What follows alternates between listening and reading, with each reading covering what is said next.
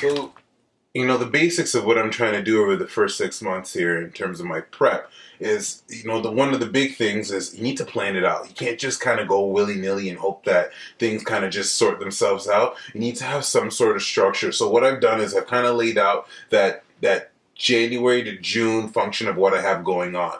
The first thing I want to do is I want to focus on that conditioning element. First and foremost is understanding I'm really trying to challenge my heart rate, not just bring it up, but challenge myself to be able to bring it up in a controlled manner and not be able to kind of let it get out of control. And that's when you start to kind of lose the wads and lose your ability to continue to pursue your goal if you can't control that heart rate consistently.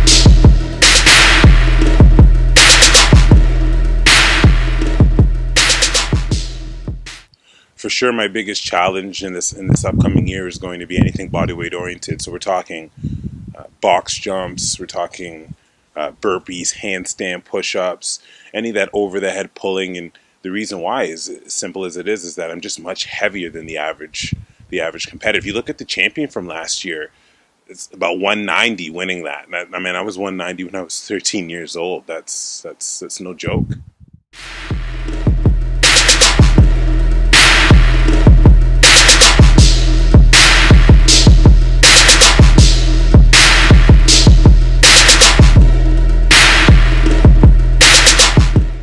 On conditioning from March to April. The next focus is going to be on gymnastics. So this is going to be everything body weight oriented. So that's handstand push-ups, we have pulls, we have burpees, box jumps, things that are going to challenge my ability to keep that conditioning exactly where I want them to be. So along with that, I'm also going to be throwing in running and swimming, because the simple reality is I'm not just looking to get to the open, I actually want to continue to compete, and you never know when these things will pop up, so I need them to be part of my repertoire of my training.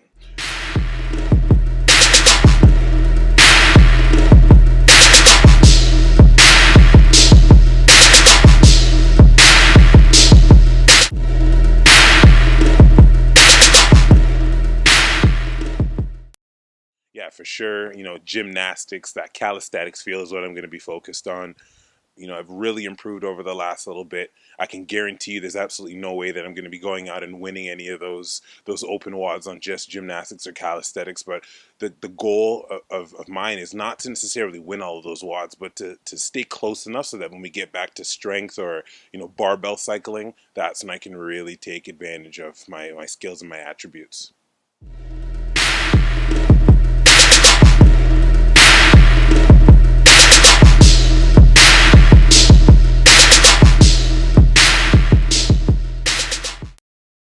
So much so that I'm going to spend probably the better part of the next 3 months really just hanging off of as many bars as I can, doing as many burpees as I can, doing as many box jumps as I can, doing the things that I'm not comfortable with. It's funny, burpees used to be easy for me, but that was 100 pounds ago. I started this thing at 336.